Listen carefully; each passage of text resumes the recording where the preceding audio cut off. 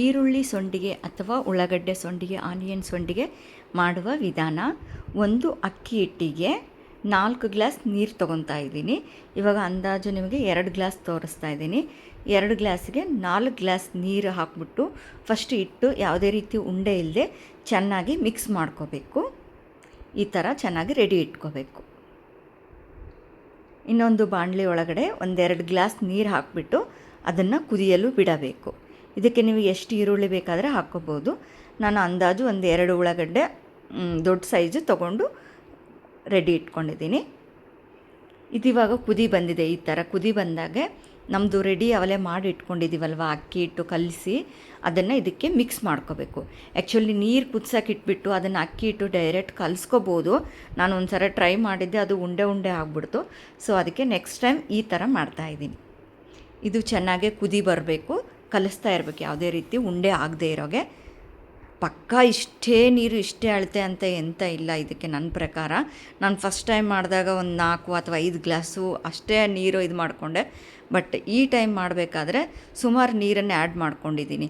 ಆದರೂ ಚೆನ್ನಾಗಿ ಬಂದಿದೆ, ಟೇಸ್ಟ್ ಎಲ್ಲ ಇಷ್ಟ ಆಗಿದೆ. ಇವಾಗ ಇದು ಗಟ್ಟಿಯಾಗಿದೆ. ಫಸ್ಟ್ 4 ಗ್ಲಾಸ್ ನೀರಲ್ಲಿ ಕಲಿಸ್ಕೊಂಡಿದ್ದೆ, 2 ಗ್ಲಾಸ್ ನೀರು ಬಿಸಿ ಮಾಡ್ಕೊಳಕ್ಕೆ ಇಟ್ಕೊಂಡಿದ್ದೆ. ಇವಾಗ ಇದು ಗಟ್ಟಿ ಆಗ್ತಾಯಿದೆ. ಸೊ ಇದಕ್ಕೆ ಇನ್ನೊಂದು ಗ್ಲಾಸ್ ನೀರನ್ನೇ ಆ್ಯಡ್ ಮಾಡಿಕೊಂಡು ಮತ್ತೆ ಒಂಚೂರು ಕುದಿಯಲು ಬಿಡ್ತೇನೆ.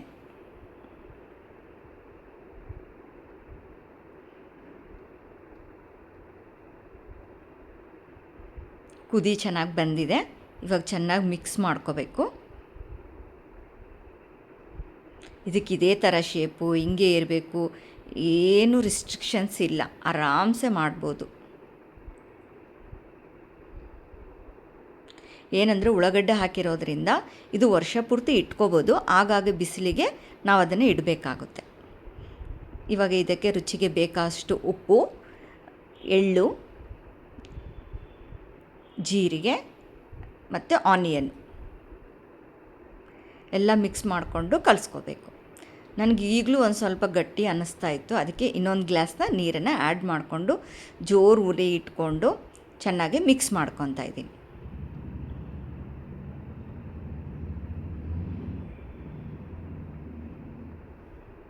ಎಲ್ಲ ಕಡೆ ಮಿಕ್ಸ್ ಮಾಡ್ಕೋಬೇಕು.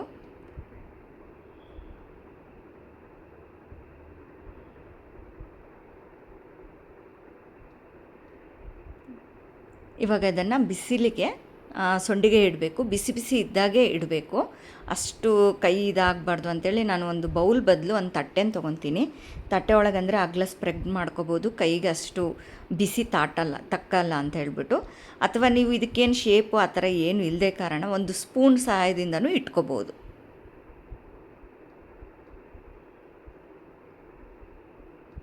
ಯಾವ ಶೇಪ್ ಆದರೂ ಇಟ್ಕೋಬೋದು.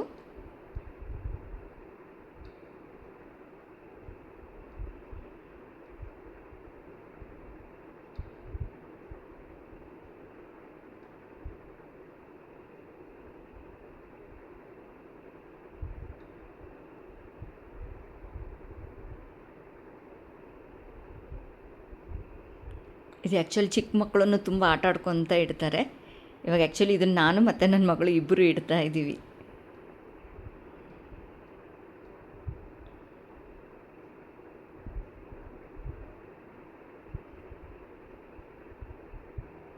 ಮೇಲೆ ಮೇಲೆ ತೊಗೊಳ್ತಾ ಇದ್ರೆಗಿನ ಕೈ ಸುಡಲ್ಲ, ಕೆಳಗಡೆ ತುಂಬ ಸುಡ್ತಾ ಇರುತ್ತೆ. ಪ್ಲೇಟಿಗೆ ಆದಂಗೆಲ್ಲ ಮೇಲೆ ಮೇಲೆ ಸ್ವಲ್ಪ ಸ್ವಲ್ಪ ಇಟ್ಟು ತೊಗೊಂಡು ಈ ಥರ ಎಲ್ಲ ಇಟ್ಕೊಂಡ್ರೆ ಈ ಥರ ರೆಡಿಯಾಗಿದೆ ಎಲ್ಲ.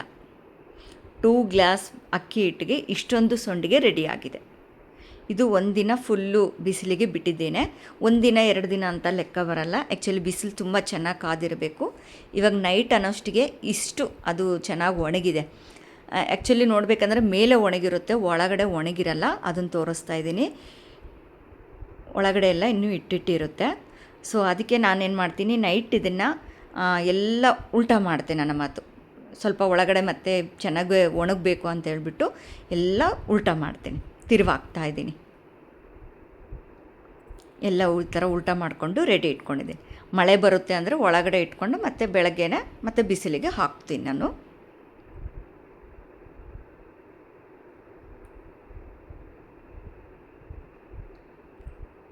ಇವಾಗಿದು ಒಂದು 3 ಡೇಸ್ ಚೆನ್ನಾಗಿ ಒಣಗಿಸಿದ ಮೇಲೆ ಈ ಥರ ರೆಡಿಯಾಗಿದೆ.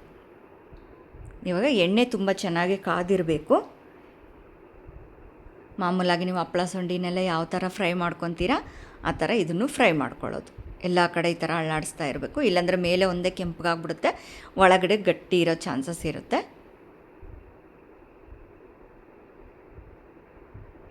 ಇವಾಗ ಉಳ್ಳಾಗಡ್ಡೆ ಸಂಡಿಗೆ ರೆಡಿಯಾಗಿದೆ.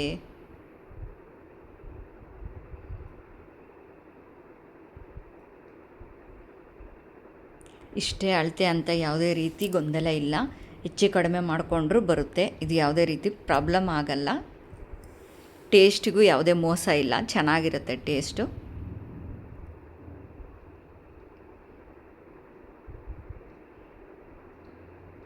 ಎಣ್ಣೆ ಹಿಡಿಯೋದು ಇಲ್ಲ, ತುಂಬ ಚೆನ್ನಾಗಿ ಡ್ರೈ ಇರುತ್ತೆ. ಎಷ್ಟು ಮೃದುವಾಗಿ ಬಂದಿದೆ ಅಂದರೆ ಟೇಸ್ಟೂ ಅಷ್ಟು ಚೆನ್ನಾಗಿದೆ. ಕಟ್ಟಿ ಅಂತ ಏನೂ ಅನಿಸಲ್ಲ, ಚೆನ್ನಾಗಿದೆ ಟೇಸ್ಟು. Ready to eat.